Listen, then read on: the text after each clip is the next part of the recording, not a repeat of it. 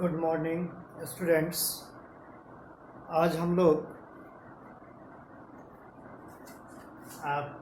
Prism का कुछ point जो बच गया था, प्रिज्म का थ्योरी आप लोग को पढ़ाया गया था और फिर इसके बाद उसका prism formula, angle of deviation, ये सारे फार्मूला प्रूफ किया गया था।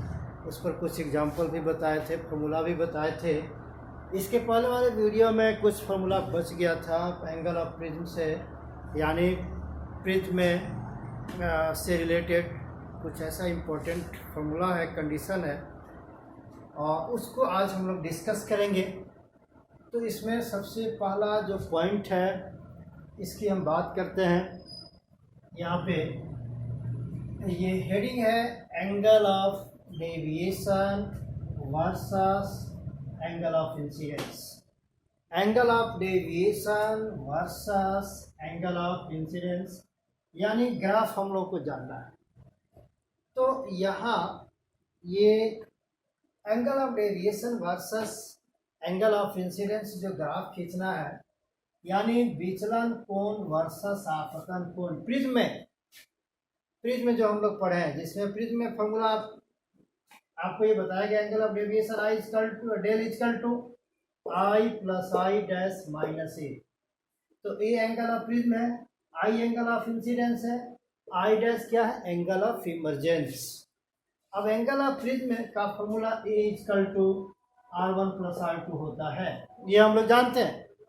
अब इसमें करना क्या है कि एंगल ऑफ डेविएशन यानी डेल्टा जो है यहाँ पे, ये एंगल ऑफ डेविएशन, ये डेल्टा इस एंगल ऑफ इंसिडेंस पे क्या करता है, डिपेंड करता है। इसको भाषा में भी लिखकर पीडीएफ में सेंड किए थे आप लोग को। Angle of incidence depends upon angle of deviation. तो ये एंगल ऑफ डेविएशन जो डिपेंड करेगा इस एंगल ऑफ इंसिडेंस पे, तो इसको समझिए, इस ग्राफ से भी आपको क्लियर होता है। सबसे पहले बता दें, आप लोगों को बताया गया था आई जैसे पहले बढ़ेगा तो डेल्टा यानी एंगल ऑफ डेविएशन क्या होगा, घटेगा।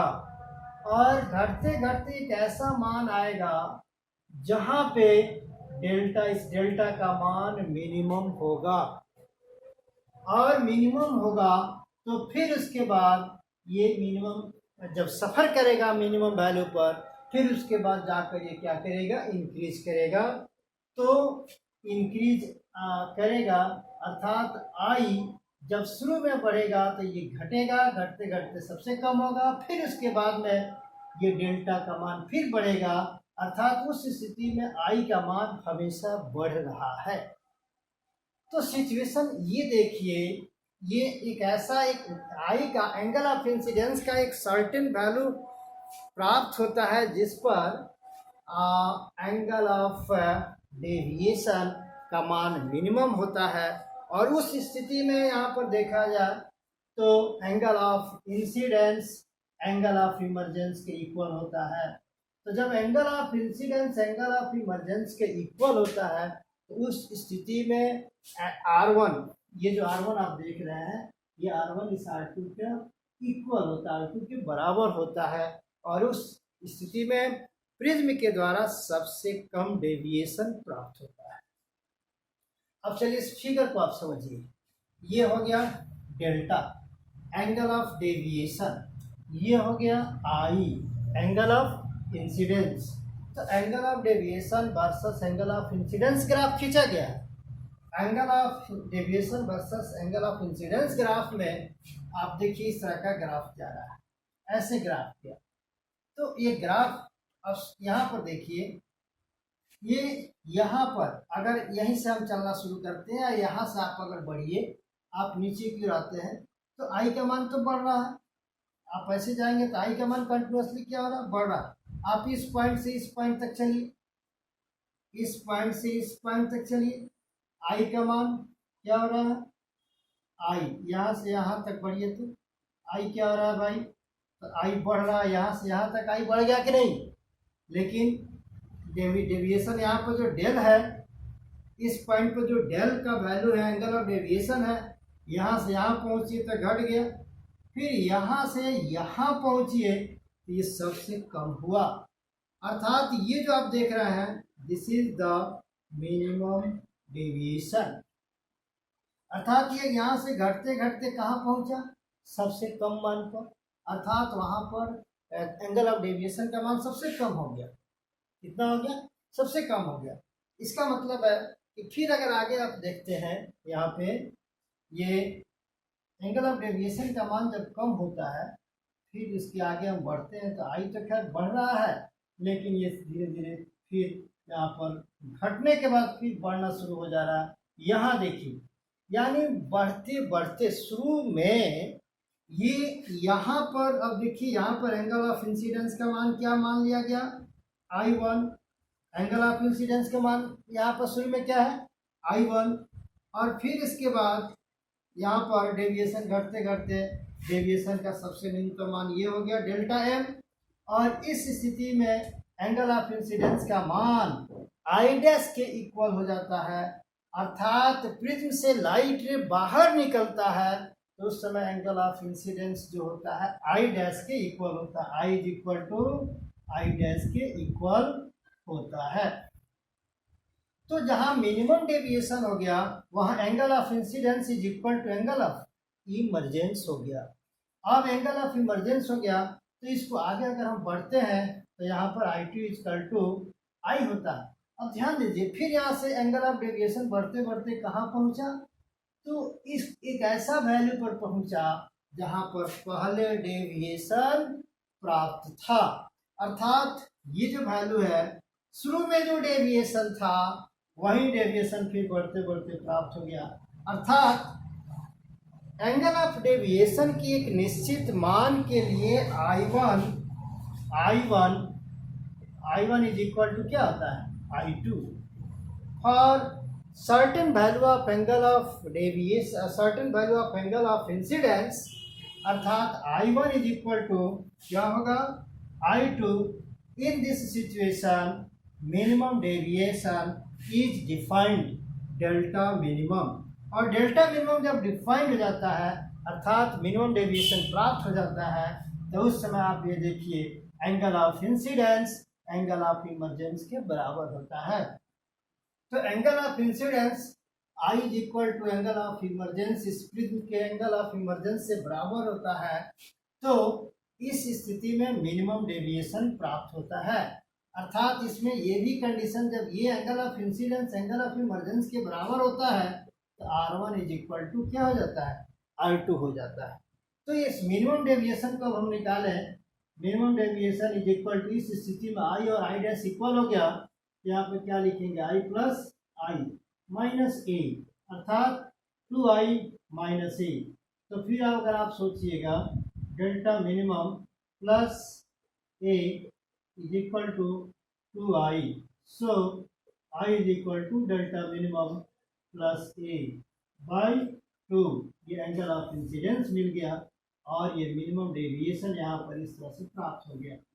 अब एक और इसमें सिचुएशन बन जाता है, आप देख लीजिए। अर्थात इसकी बात करें एंगल ऑफ इस स्थिति में A is equal to R1 plus R2 हो जाता है।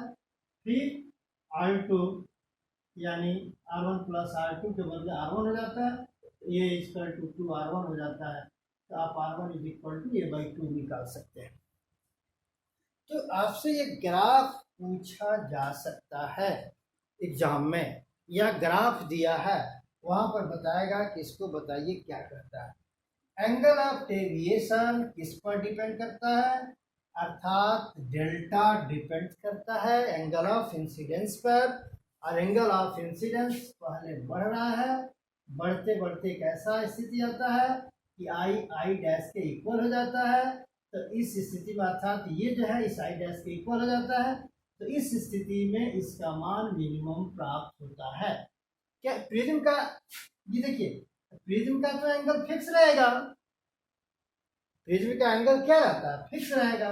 एक शीशा जो प्रिज्म, जिस शीशे का प्रिज्म बना होता है उसका तो एंगल फिक्स रहेगा। तो ये already angle of deviation depend किस पर करेगा, आई और आई डैश पर डिपेंड करेगा, अर्थात एंगल ऑफ इंसिडेंस पर ही डिपेंड करेगा। तो तो इस तरह से इस ग्राफ से angle of deviation versus angle of incidence graph हम लोग यहाँ एक्सप्लेन किए और मिनिमम डेविएशन इस स्थिति में प्राप्त होता है। नेक्स्ट पॉइंट अगर आपको हम दिखावें, इसके बाद का जो पॉइंट है, बड़ा बड़ा क्वेश्चन और कॉम्पिटिटिव क्वेश्चन इस पर बनते हैं। जरूरी नहीं है कि सब कॉम्पिटिटिव क्वेश्चन ही होगा, लेकिन ये प्रिज्म का सबसे देखा जाए तो इम्पोर्टेंट और डीप थ्योरी है और डीप फार्मूला है रिलेटेड टू प्रिज्म। अगर आप प्रिज्म का टफ क्वेश्चन बनाते हैं तो इससे सब आपको प्राप्त क्वेश्चंस मिलेंगे। तो इस पर आपका क्वेश्चन दिया गया है, आप उसको बनाएंगे और इससे भी इम्पोर्टेंट आपको पॉइंट हम बताते हैं। इसके पहले हम लोग पढ़े थे कंडीशन ऑफ नो इमरजेंस, पढ़े थे कंडीशन ऑफ नो इमरजेंस। फिर दूसरा कंडीशन यहाँ पर हम आपको बताते हैं, उस कंडीशन को आप समझिए। तो ये कंडीशन आएगा यहाँ पे कंडीशन, ये देखिए, ये अगला important formula condition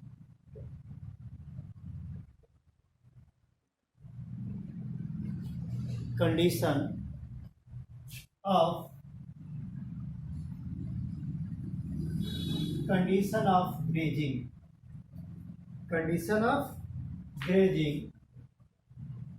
incidence, condition of grazing incidence.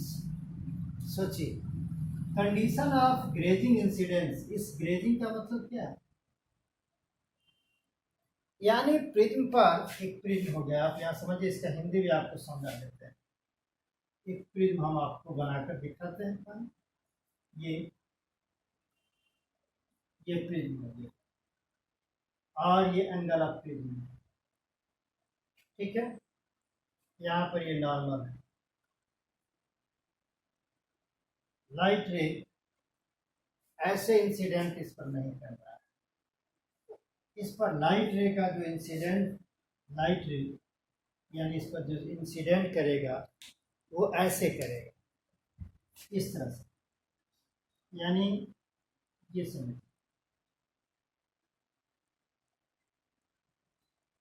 ऐसे लाइट रे इंसिडेंट कर रहा है। ये नॉर्मल, ये क्या हो गया? नॉर्मल। और ये लाइट रे है, यहाँ पर इसके साथ कितना एंगल बना रहा है? 90 डिग्री। ये एंगल ऑफ इंसिडेंस है। फिर अर्थात ग्रेजिंग इंसिडेंट रे, ये जो रे है इसको बोल सकते हैं, ये हो गया ग्रेजिंग इंसिडेंस। ग्रेजिंग इंसिडेंस यानी इंसिडेंट रे बोल सकते हैं। क्या हो गया? ये रे है। कौन रे है? तो ग्रेजिंग इंसिडेंट रे है। तो ये कितना एंगल पर, यानी एंगल ऑफ इंसिडेंस यहाँ पर कितना है? I is equal to 90 degree. ये एंगल ऑफ इंसिडेंस यहाँ पर कितना है? 90 डिग्री। I is equal. अब यहाँ से फिर इसका रिफ्रैक्शन होगा इस तरह से। तो फिर आप यहाँ पर नॉर्मल खींचेंगे। कहाँ पर नॉर्मल खींचेंगे?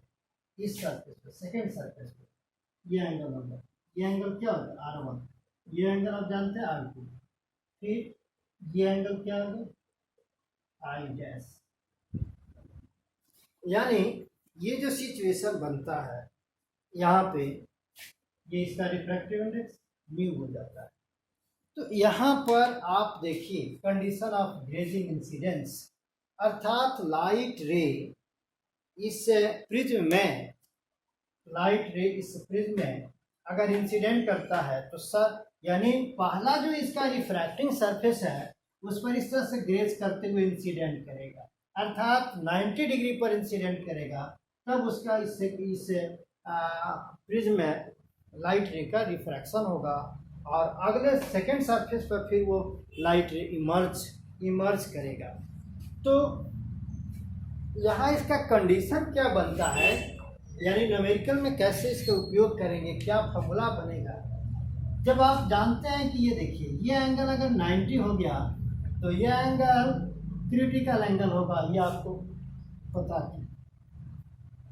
चलेगा, क्योंकि ये देखिए एंगल ऑफ इंसिडेंस अगर 90 हो गया तो ये क्रिटिकल एंगल हो जाएगा।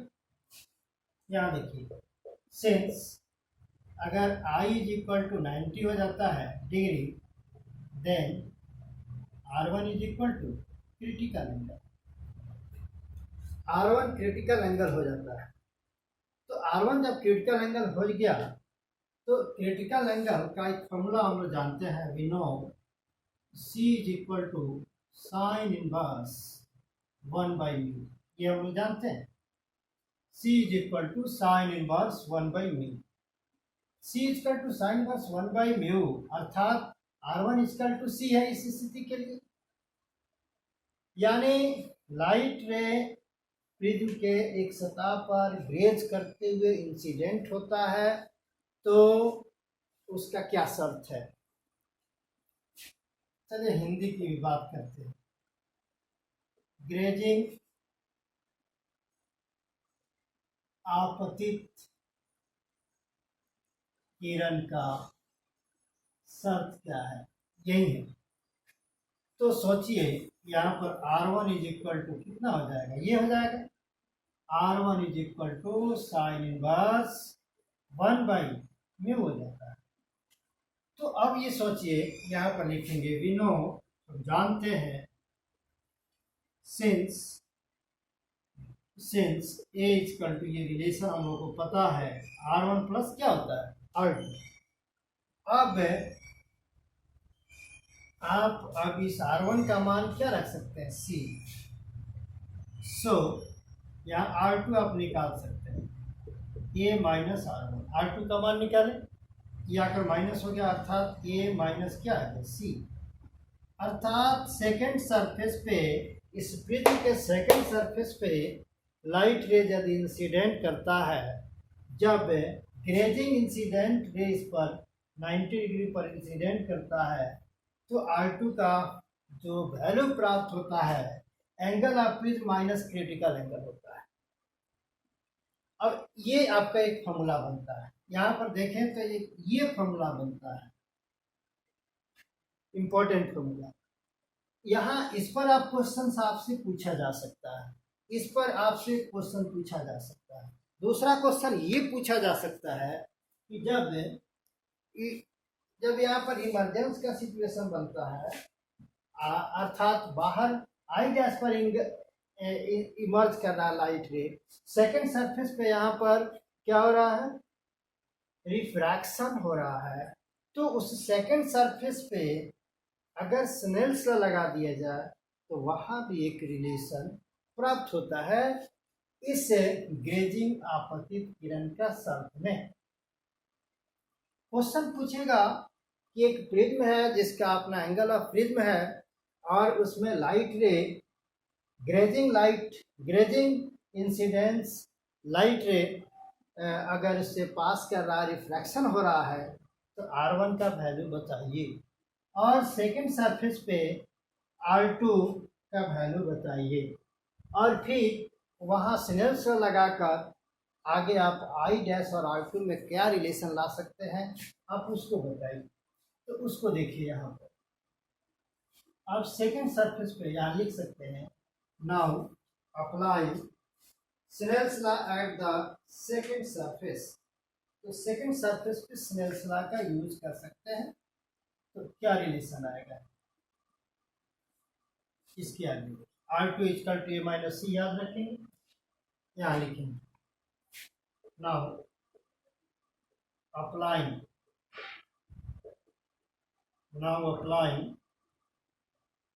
Snell's law at second surface of prism. Now applying Snell's law at second surface of prism. यहाँ क्या लिखेंगे, साइन I यानी sine I2 by sine I dash is equal to is equal to, यहाँ पर ये म्यू1 का काम करेगा, म्यू1 इतना हो जाएगा, यहाँ पर म्यू2 इक्वल टू 1 हो जाएगा, ये म्यू1 हो जाएगा, यहाँ पर लिखेंगे तो म्यू2 बाई म्यू1, यानी साइन R2 का मान यहाँ पर क्या लिख सकते हैं, ये माइनस सी लिख सकते हैं, R2 का मान by sine I dash is equal to म्यू2, म्यू2 का मान 1 बाई म्यू, तो यहाँ एक फॉर्मूला मिल जाएगा म्यू इंटू, इससे इसको मल्टीप्लाई करें, इससे इसको, sine A minus C is equal to sine I dash.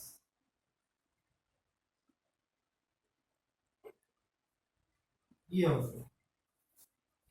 तो यहाँ अब फिर देखिए again angle of deviation, angle of deviation यहाँ पर प्राप्त हो जाएगा, angle of deviation tilde is equal to, formula होता है I plus I dash minus A, एक ये तो फॉर्मूला हो ही गया। दूसरा एंगल ऑफ डेविएशन हो जाएगा, यहाँ पर आई का मान कितना है 90, रख सकते हैं 90 plus I dash minus A delta is equal to, यानी इस तरह से 4-5 पॉइंट जो आप देख रहे हैं, ये 4-5 पॉइंट ये जितना सारा इस तरह से घेरा गया है, इस पर आप न्यूमेरिकल्स आपको मिलेगा। तो ये सारे न्यूमेरिकल्स इससे थ्योरी से आप क्या करेंगे, आप बना सकते हैं। इस पर क्वेश्चंस दिया भी गया है, एम कहीं में दिया गया है, एनसीईआरटी में, एससी वर्मा में दिया हुआ, क्वेश्चन निकाल कर बनाइए, आपको उसकी ज़रूरत है। और बिल्कुल बनेगा, इसको जब समझ लेंगे तो बिल्कुल बनेगा, न बनने का सवाल ही नहीं है। चलिए अगर यही कब यहाँ लिखा जाए कि condition of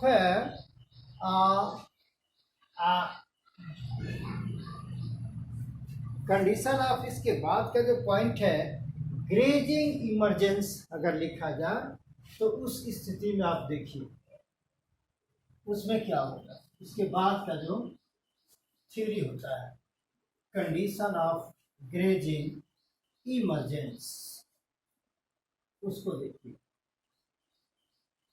condition of grazing emergence अर्थात यहाँ पर इसका इमरजेंस नहीं होकर उस सरफेस पर इमरजेंस होगा।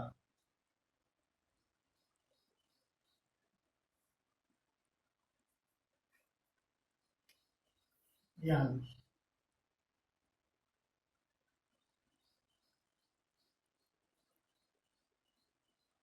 ये एंगल यहाँ पर क्या होगा आई, और यहाँ पर ये देखिए हेडिंग क्या है, हेडिंग ये है condition of grazing emergence, condition of grazing emergence.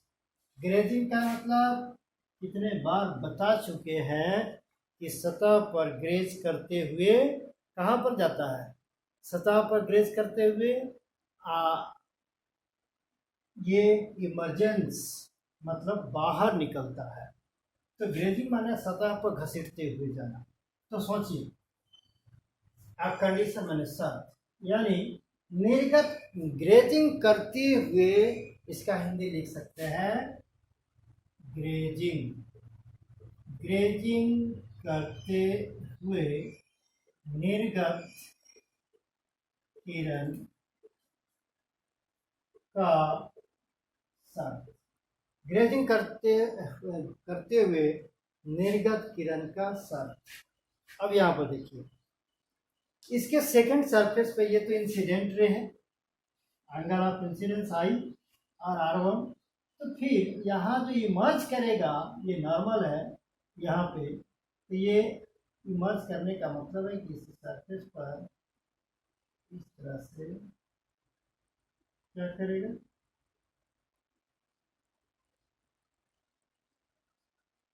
इस सरफेस पे ये देखिए ऐसे इस तरह से ग्रेस करना शुरू करेगा। इसका मतलब है कि ये एंगल कितना होगा, ये एंगल 90 हो जाएगा, ये एंगल 90 हो जाएगा। अर्थात ये एंगल, ये आई डैश, अब ये देखिए यही ग्रेजिंग इमरजेंस रे है, यही ये जो ग्रेजिंग इमरजेंस रे कितना डिग्री पर, 90 डिग्री पर, ये इसका रिफ्रैक्टिव इंडेक्स है। अब ये सोचिए यहाँ क्या कंडीशन यहाँ बनना चाहिए, इसके लिए क्या शर्त होना चाहिए। तो यहाँ पे अब ये देखिए, तो सबसे पहले यहाँ लिखें कि हियर, इस फिगर की बात करें, here R2 is equal to क्या है, sorry, here I dash is equal to कितना है, 90 degree. Then R2 is equal to, अर्थात ये जब 90 है तो ये R2 यहाँ पर क्रिटिकल एंगल हो जाएगा। Then R2 is equal to C, C का मतलब क्रिटिकल एंगल, यहाँ लिखेंगे सिंस, तो क्रिटिकल एंगल कितना होता है, C is equal to, formula क्या होता है, साइन इनवर्स 1/μ। पहले पीछे प्रूफ किए, C is equal to sine inverse 1/μ। So क्या लिख सकते हैं, R2 is equal to sine inverse 1/μ। ये एक फॉर्मूला बना, R2 is equal to sine inverse 1/μ। अब क्या करेंगे, यहाँ पर ये angle of prism A equal to, एक फॉर्मूला ये बनेगा, ए equal to R1 plus R2, यहाँ से R1 निकाल लो, तो R1 equal to A minus क्या हो जाएगा, R2, तो R1 is equal to A minus क्या हो गया, C, R1 is equal to A minus C। Angle of ये R1 यानी एंगल ऑफ यहाँ पर इमरजेंस फर्स्ट सेकंड सरफेस पे R1 निकल गया। अब आप इसको सेकंड सरफेस पे स्नेल्स लॉ नहीं, फर्स्ट सरफेस पर स्नेल्स लॉ लगा लेंगे और उसमें R1 का मान रख देंगे। इसके बाद आगे बढ़ते हैं, आगे यहाँ पर लिख सकते हैं, नाउ अप्लाइंग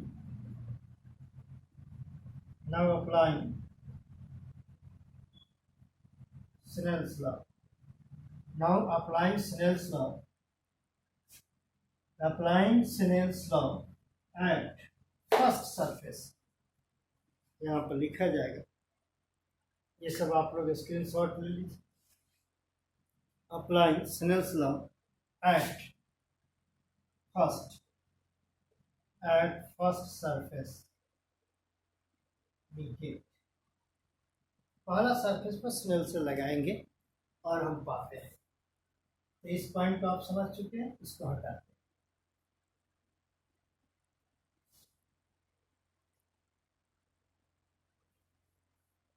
आगे देखिए, तो यहाँ पर क्या करेंगे, ये देखिए साइन, इस सरफेस पर sine I divide sine R1 is equal to, ये μ2 का काम करेगा, यहाँ पे ये μ2 का काम करेगा, इधर क्या हो जाएगा, μ1 इक्वल टू 1, μ2 बाई μ1, तो साइन I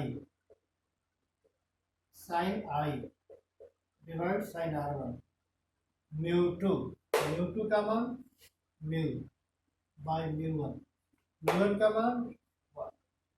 अब ये देखिए, so sine I by sine R1 का मान क्या रखेंगे, R1 का मान ये रखेंगे, यहाँ पर साइन क्या होगा, A minus C is equal to μ2 यानी μ, तो फाइनल यानी बाई 1, तो बस यहाँ पर multiply sine I is equal to μ into sine A minus C, अर्थात इस तरह का फॉर्मूला यहाँ प्राप्त हो गया। तो इस फॉर्मूला में आप यहाँ पर देखा जाए तो आई एंगल ऑफ इंसिडेंस निकल जाएगा, एंगल ऑफ प्रिज्म का वैल्यू दे दे, क्रिटिकल एंगल दे दे, फिर म्यू दे दे, तो फिर आई यहाँ पर निकल जाएगा आसानी से। फिर एक फॉर्मूला यहाँ पर हम लोग को प्राप्त होगा deviation formula, delta is equal to I plus I dash minus C. तो यहाँ पर आई डैश 90 है, आई प्राप्त हो गया। अगर आई यहाँ पर प्राप्त हो गया, ये 90 एंगल ऑफ प्रिज्म पता है, यहाँ पर रख देंगे तो एंगल ऑफ डेविएशन भी निकल जाएगा। अर्थात आप डेल्टा भी यहाँ पर निकाल सकते हैं, यहाँ से आई निकल जाएगा, फिर आई को हम यहाँ पुट कर देंगे तो ये फॉर्मूला प्राप्त होता रह जाता है। तो कंडीशन ऑफ ग्रेजिंग इमरजेंस का देखें तो इस तरह से आपको 3 फॉर्मूला, एक ये फॉर्मूला, एक ये फॉर्मूला, एक ये फॉर्मूला, एक ये फॉर्मूला, 4 फॉर्मूला यहाँ पर आपको मिलता है, जो कि काफ़ी इम्पोर्टेंट फॉर्मूला है। इसको आप कोई भी प्रिज्म का क्वेश्चन आपका बाकी रहेगा तो वो इसको पढ़ने के बाद निश्चित बनेगा, न बनने का सवाल ही नहीं है। चलिए इसको तो मिटाते हैं, स्क्रीनशॉट अगर आप लेना चाहें तो ले सकते हैं, लीजिए इसको। इसके बाद अब प्रिज्म का एक लास्ट थ्योरी हम आपको बताते हैं कि प्रिज्म से अगर लाइट रे को रिफ्लेक्ट कराना है टोटली, तो टोटली रिफ्लेक्टिंग प्रिज्म उसका नेम दिया जाता है, टोटली रिफ्लेक्टिंग प्रिज्म। तो टोटली रिफ्लेक्टिंग प्रिज्म क्या होता है, इसको देखिए। पहले फिगर इसका बनाते हैं, यहाँ पर हेडिंग देते हैं, totally reflecting prism. Totally reflecting prism क्या है, यहाँ पर टोटली रिफ्लेक्टिंग प्रिज्म की बात करें तो टोटली रिफ्लेक्टिंग प्रिज्म में राइट एंगल आइसोसेल्स ट्रायंगल होता है। फिर इसके बाद राइट एंगल आइसोसेल्स, इसको देखिए, इस तरह का एक ट्रायंगल बनता है।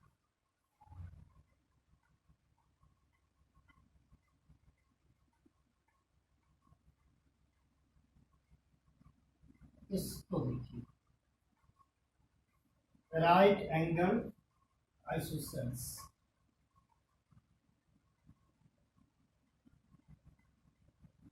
इसको समझिए, यहाँ पे इस तरह का प्रिज्म है, इसका अपना रिफ्रैक्टिव इंडेक्स है। ये एंगल यहाँ पर 45 डिग्री है, ये भी एंगल कितना हो गया 45 डिग्री, यानी समकोण समद्विबाहु त्रिभुज हो गया। आप इसका हिंदी लेते, ये एंगल 90 है, नो डाउट ये 90। अब यहाँ पर इस तरह से लाइट रे ऐसे इंसिडेंट होता है, इस तरह से, तो ऐसे इंसिडेंट होता है। तो फिर अगर यहाँ पर नॉर्मल ड्रॉ करें,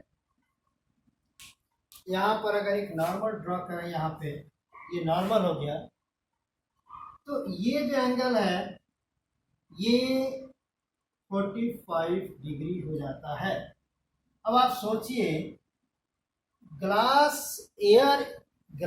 से एयर में अगर लाइट रे जाता है तो उस स्थिति में क्रिटिकल एंगल अर्थात ग्लास एयर इंटरफेस के लिए क्रिटिकल एंगल का मान 42 डिग्री होता है।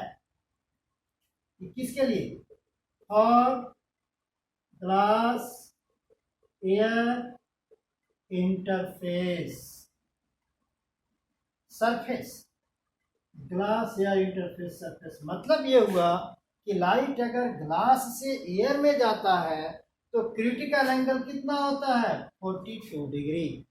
तो इसके पहले टेबल बनाकर भी आपको बताए थे, ये न्यूमेरिकल्स टाइप का बनाकर दिखाए थे, उसमें आप पीछे पढ़ लीजिएगा, ये दिमाग में बात आ जाएगी कि ग्लास से एयर में लाइट जाता है तो टोटल क्रिटिकल एंगल कितना होता है 42 डिग्री। तो यहाँ जो क्रिटिकल एंगल, यहाँ जो एंगल है ये 42 डिग्री से अगर कम होता तो फिर यहाँ रिफ्रैक्शन हो जाता, अर्थात इस 42 डिग्री से ज़्यादा है, तो इसीलिए लाइट रे इसी मीडियम में टोटली क्या हो जाता है, रिफ्लेक्ट हो जाता है, इसीलिए इसका नाम क्या है, totally reflecting prism. Totally reflecting prism है। ये भी एंगल कितना हो जाता है, 45 degree angle, I equal to R. Total internal reflection of light जब होता है तो उसमें लॉ ऑफ रिफ्लेक्शन का फॉलो होता है। तो यह एंगल अगर आई 45 डिग्री है तो यह एंगल भी क्या होगा, 45 डिग्री। तो यहाँ पर 45 डिग्री ये ग्रेटर देन क्रिटिकल एंगल से है, और क्रिटिकल एंगल इस ग्लास के लिए कितना है, 42 डिग्री। इसीलिए यहाँ पर लाइट अगर इससे तरह के समकोण समद्वि बाहु त्रिभुज पर अगर इसके परपेंडिकुलर फेस पर अगर इस तरह से लंबवत इंसिडेंट होता है तो हाइपोटेनस के पर एक पॉइंट पर आता है, तो यहाँ पर 45 डिग्री पर इंसिडेंट करता है, तो फिर इसके बाद उसका इसी मीडियम में ये 45 डिग्री क्रिटिकल एंगल से ज़्यादा होता है। इस कारण इसी माध्यम में लाइट रे टोटली रिफ्लेक्ट हो जाती है। तो इसके कारण इस प्रिज्म को कहेंगे, इस प्रिज्म के द्वारा इस रे का डेविएशन कितना डिग्री से हुआ, 90 डिग्री से। क्या लिख सकते हैं, deviation of ray through 90 degree, through 90 degree by this prism. अब इसी तरह से दूसरा अगर हम प्रिज्म ले लें, इसको नोट कर सकते हैं जल्दी। अगर हम दूसरा प्रिज्म ले लें और इसी तरह से वो भी प्रिज्म क्या होना चाहिए, राइट एंगल, ये प्रिज्म क्या होना चाहिए, right angle isosceles, isosceles, right angle isosceles, सेल्स, राइट एंगल आइसोसेल्स होता है, ISOCES चाहिए, ISOCES होता है, ISOCELES, right angle isosceles triangle, ये हो जाता है।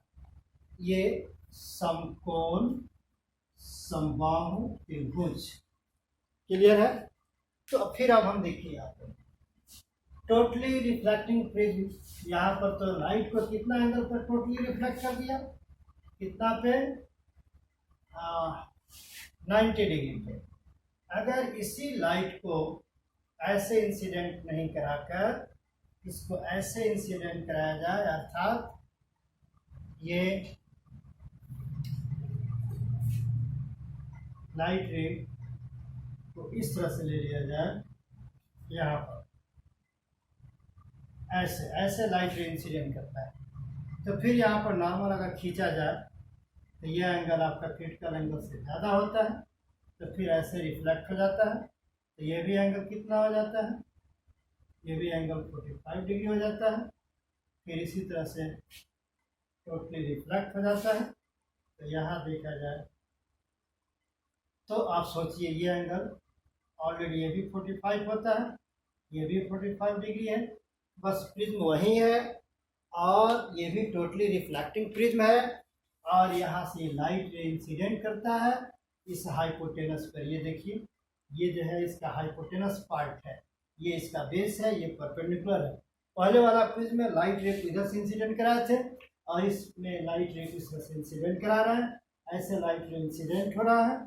तो यहाँ नॉर्मल खींचिए तो ये एंगल आई हो जाएगा। तो फिर इसको ये जो एंगल है 45 डिग्री, ये 45 degree greater than critical angle, अर्थात क्रिटिकल एंगल कितना होता है 42 डिग्री। तो लाइट रे इसी मीडियम में क्या हो गया, टोटली रिफ्लेक्ट हो गया। टोटली रिफ्लेक्ट होने के बाद फिर इस सरफेस पर पहुंचता है, इस सरफेस पर यहाँ का ये angle of incidence critical angle से क्या है, ज़्यादा है, इसीलिए फिर इस सरफेस पर टोटली रिफ्लेक्ट कर गया, अर्थात ये 45 डिग्री पर ये, और ये नेक्स्ट ये भी 45 डिग्री पर तो यहाँ टोटल कितना हो गया 90 और यहाँ टोटल कितना हो गया 90, अर्थात यहाँ लाइट रे टोटली कितना एंगल पर ये हो गया, लाइट रे टोटली कितना टोटली कितना एंगल पर डेविएट हो गया लाइट रे।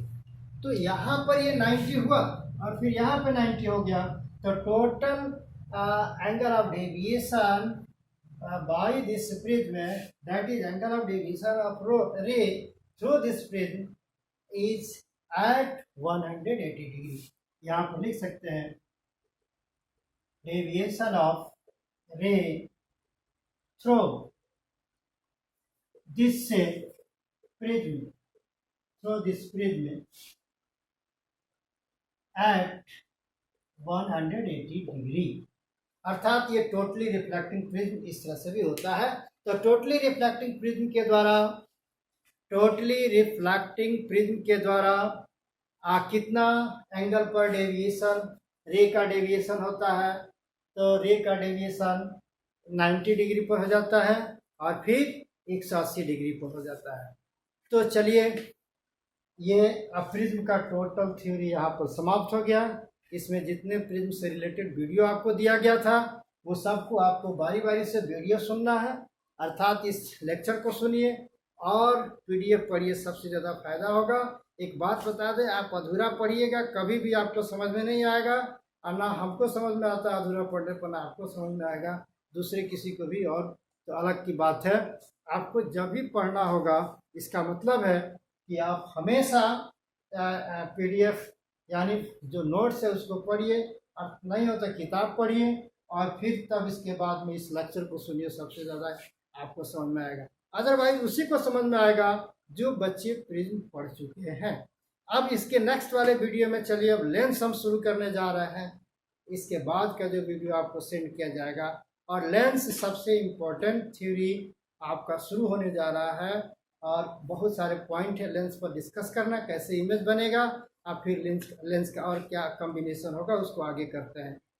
तो फिर अब आप लोग जो है मन लगाकर पढ़ते रहिए, हम यही कहेंगे। और ये अभी कोई निश्चित नहीं है कि कोचिंग स्कूल कब खुलेगा, और ये हम लोग इसको तो नहीं डिसाइड कर पाएंगे, जब डिसाइड होगा उस समय सोचा जाएगा। लेकिन फ़िलहाल आपको जितना मिलता है मेहनत करते रहिए। धन्यवाद, फिर मिलते हैं अगले वीडियो में। Okay, thank you.